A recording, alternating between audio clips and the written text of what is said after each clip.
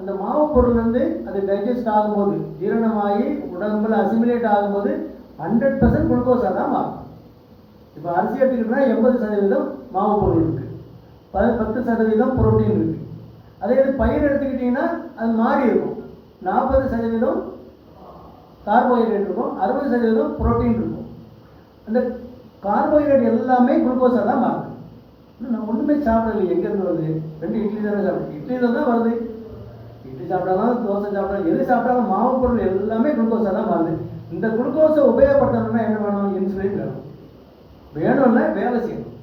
Insulin வேலை செய்தாதான். இப்போ என்ன வெராண்டாவில் ஒரு ஆள் வெளியில் போய் நிறைய பேர் போயிட்டு இருக்காங்க அப்படின்னா அந்த குளுக்கோஸ் போகிற மாதிரி பிளட்டில் ஓடிட்டு இருக்கு. டக்குன்னு இந்த கதவை திறந்து விட்டாலும் உள்ளே வர முடியும், மற்றபடி அங்கே தான் ஓடிட்டு இருக்கும். அப்போ ரத்தத்தில் அந்த அளவு கூடிக்கிட்டே தான் இருக்கும். அது திறந்து விடுறது யார்? இன்சுலின். இன்சுலின் வந்து ஒவ்வொரு செல்லையும் லாக் அண்ட் கீ மாதிரி ஓப்பன் பண்ணி விட்டால் தான் டபக்கண்ணி குளுக்கோஸ் உள்ளே வரும். இங்கே ஃபேக்ட்ரி ஒன்று இருக்குது, அந்த குளுக்கோஸ் தூக்கி மைட்டோகாண்ட்ரியாங்கிற ஃபேக்ட்ரியில் கொண்டு விட்டால் அது டப் பண்ணி பஸ்ட் ஆகி எனர்ஜியாக கன்வெர்ட் பண்ணுறோம்.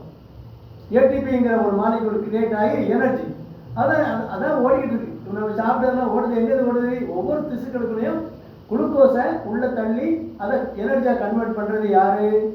இன்சுலினுடைய வேலை. சிலருக்கு இன்சுலின் இருக்கும், ஆனால் வேலை செய்யாது. நம்ம கவர்மெண்ட் ஆஃபீஸ் மாதிரி இருப்பான், அங்கே தான் இருப்பான், ஆனால் வேலை நடக்கிறது. நீங்கள் ஒரு ட்ராயர் திறந்து பார்ப்பா, நீங்கள் அது வேண்டிய போட்டிங்கன்னா தான் பயிர் அந்த பயிர் என்ன பயிர்ப்பா எடுப்பான், டக்கு டக்குனு எழுதி உடனே அரை மணி நேரத்துக்கு தந்துடும். அதே மாதிரி இன்சுலின் வேலை செய்கிற இன்சுலின் கொஞ்சம் இருக்கும், வேலை செய்யாத இன்சுலின் நிறைய இருக்கும். அதான் இன்சுலின் எதிர்ப்புத்தன்மை, ரெசிஸ்டன்ஸ். ஆனால் ஒரு ஸ்டேஜில் இன்சுலினுடைய செக்ரிஷனே குறைஞ்சிடும். ரொம்ப குறைஞ்ச போய் இன்சுலின் வந்து கணையத்தை தூண்டி இன்சுலின் சுரக்க வைக்கும். அப்படியும் போச்சுன்னா அப்சல்யூட் டெஃபிஷியன்சி, இன்சுலின் ரொம்ப குறையா இருக்குன்னா வேற வெளியிலேருந்து இன்சுலினை போடணும், ஊசி மூலமாக போடணும். போடலை அப்படின்னா என்ன ஆகும்? குளுக்கோஸ் லெவல் ஹை ஆகிடும். ஹையான பிறகு என்ன ஆகும்? இன்சுலின் இல்லைன்னா அதை உபயோகப்படுத்த முடியாது. சுகர் இருக்கும், இன்சுலின் இல்லைன்னா அதை எனர்ஜியாக கன்வெர்ட் பண்ணுறதுக்கு அங்கே மெக்கானிசம் அவுட் ஆஃப் ஆகும். அப்போ என்ன பண்ணோம்? பாடி உடலில் உள்ள எல்லா உறுப்புகளும் வேலை பார்க்கணும்னா என்ன பண்ணோம்? அந்த நேரம் ப்ரீ ஃபேட்டி ஆசிட்லேருந்து எனர்ஜி எடுக்கும். இப்போ டூயல் இன்ஜின் இப்போ தான் வருதுல்ல, பெட்ரோலில் ஓடும், கொஞ்சம் தூரம் போனது என்ன ஆகும்? சார்ஜ் ஆகிரும், டக்குனு பேட்டரிக்கு கன்வெர்ட். அதே மாதிரி நம்ம பாடியில் இன்சுலின் இல்லை அப்படின்னாலும் ப்ரீ ஃபேட்டி ஆசிட்லேருந்து எனர்ஜி எடுக்கும். அந்த ஃபேட்டி ஆசிட்லேருந்து சக்தி வரும்போது என்ன ஆகும்? அது பேர்ன் ஆகும்போது அதில் வந்து aceto acetic acid, acetone, ketone பாடிஸ்லாம் அது வந்து டாக்ஸிக் மெட்டீரியல். அந்த டாக்ஸிக் மெட்டீரியல் தான் கீட்டோ அசிடோசிஸ். அது கீட்டோன் பாடிஸ் தான் அசிட்டிக் ஆசிட், அசிட்டோ அசிட்டிக் ஆசிட்னு அந்த கீட்டோன் பாடிஸ், அதில் உள்ள waste material. Glucose petrol engine மாதிரி அது பிரமாதமாக ஓடும், அதில் ஒன்றும் வேஸ்டே கிடையாது. இது டீசல் இன்ஜின் மாதிரி புகை நிறைய வரும். இதில் உள்ள டாக்ஸின் தான் அந்த கீட்டோ அசிடோசிஸுங்க. அந்த கீட்டோன் பாடிஸ் பிளட்டில் கூடிச்சுன்னா என்ன ஆகும்? ஒன்றும் பிரச்சனை இல்லாமல் சும்மா உட்காந்துமா திடீர்னு வயிற்று வலி வரும், பயங்கரமாக வாமிட் பண்ணும், நிற்கவே நிற்காது, வாந்தி பண்ணிக்கிட்டே இருக்கும். இது எப்போ வந்து பொதுவாக வரும்? டைப் 2 டயபெட்டிஸில் எப்போ வரும்னா இன்ஃபெக்ஷன், ஏதாவது ஒரு இன்ஃபெக்ஷன் வந்துட்டு, ஒரு நிமோனியா அல்லது சிவியர் யூரினரி இன்ஃபெக்ஷன் அப்படியே தான் வரும்போது, ஃபீவர், ஹை ஃபீவர்லாம் வரும்போது குளுக்கோஸ் இருக்க இன்சுலின் வேலை செய்யாது. அப்போ என்ன பண்ணுவோம்? பாடி வந்து எனர்ஜி அங்கேருந்து எடுக்கும். அங்கேருந்து எடுக்கும்போது ஃப்ரீ ஃபேட்டி ஆசிட் வரும்போது அந்த கீட்டோன் பாடிஸ் வருது. அப்போ டாக்ஸிக் மெட்டீரியல், அது ஒரு டாக்ஸிக். அப்போ தான் அதுதான் வாமிட் பண்ணுறது, வயிற்று வலி வர்றது. மூளை வந்து குளுக்கோஸ் மட்டும்தான் உபயோகப்படுத்தும்.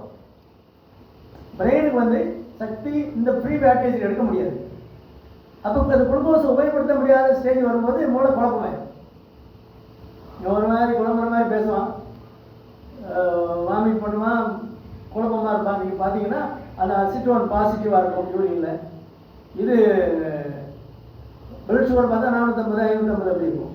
அப்போ என்ன பண்ணணும்? இன்சுலினை போட்டு, உப்பு சத்து உள்ள குளுக்கோஸில் இன்சுலினை போட்டு நரம்புலே போட்டு அந்த சுகரை குறைக்கணும். 450லேருந்து கொஞ்சம் கொஞ்சமாக 2-3 மணி நேரத்தில் அதை அப்படியே குறைச்சி 100, 150 கொண்டு வந்து, அப்புறம் 150 லெவல் வந்த பிறகு என்ன பண்ணணும்? குளுக்கோஸையும் போடுவோம், அதுக்கு உள்ளே இன்சுலின் போடுவோம்.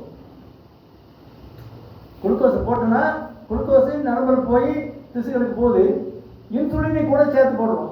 அப்போ என்ன பண்ணோம், அந்த இன்சுலின் அதை இருக்கு உபயோகமாய் எனர்ஜியாக கன்வெர்ட் பண்ணுறதுக்கு. அதான் டெக்னிக். அதையும் கொடுத்தோன்னா அவன் ஒரு நாள் 2 நாள் அந்த வாமிட்டிங் நின்று அந்த கீட்டோ அசிடோசிஸ் குறைஞ்சிடும். அப்போ அது போகும்போது என்ன ஆகும், பொட்டாசியம்ங்கிற சால்ட் இருக்கு இல்லையா, அதையும் செல்லுக்குள்ளே கொண்டு போயிடும். அப்போ பிளட்ல பொட்டாசியம் குறையும், கைப்போக்கெலிமியா வரும், அது ஹார்ட்டை பாதிக்கும்.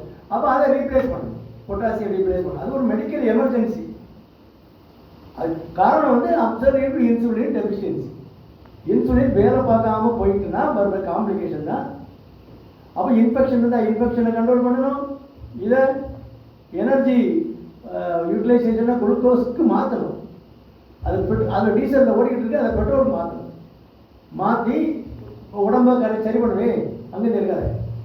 நான் உனக்கு குளுக்கோஸ் தரேன், எடுத்து குளுக்கோஸ் தருவேன், இன்சுலினுக்கு எங்கே போடுறது, நான் ஒன்றே போடுறேன் எடுத்துக்க அப்படின்னு சொல்லி அதுக்கு இன்சுலின் போட்டு அது கொண்டு போகும்போது அந்த இன்சுலினில் போய் உள்ளே போகும்போது பொட்டாசியம் ஷிஃப்ட் ஆகும்ல, அப்போ அதையும் போடுது, உள்ளே போகுது, அது ரீப்ளேஸ் பண்ணிக்க. இதெல்லாம் மெடிக்கல் டெக்னாலஜி. இதெல்லாம் பண்ணி ஒரு நாள் 2 நாளில் அந்த லெவல் சரியாக வந்து பிளட் சுகர்லாம் நார்மலாகிட்டு அந்த கீட்டோன் பாடிஸ் எல்லாம் குறைஞ்சி எலிமினேட் ஆகி நார்மல் சைடில் போட்டு வாஷ் அவுட் பண்ணி கொண்டு போயிட்டோன்னா அப்புறம் மறுநாள் முடிச்சு நான் எங்கே இருக்கேன், எப்போ வந்தோம் நம்ம எங்கே இருக்கோமா, நம்ம பிரெயின் அப்போ தான் குளுக்கோஸை எடுத்துக்குது. ஞாபகசக்தி கூட இருக்காது. அதான் மூளையே குழம்பி போகுதுல்ல, மூளைக்கு இன்சுலின் வேணும், சுகர் வேணும், குளுக்கோஸ் மட்டும்தான் அது ஓடும், மூளை வேலை செய்யும். அது உபயோகப்படுத்துறதுக்கு இன்சுலின் இல்லை. அப்போ குளுக்கோஸ் மட்டும் உள்ள கிடக்கும், மூளை வீங்கிடும், பிரெயின் எடிமா வந்துடும். கீட்டோசின் கண்டுக்காமல் விட்டு வாமிட் பண்ணிட்டே கிடந்தாங்கன்னா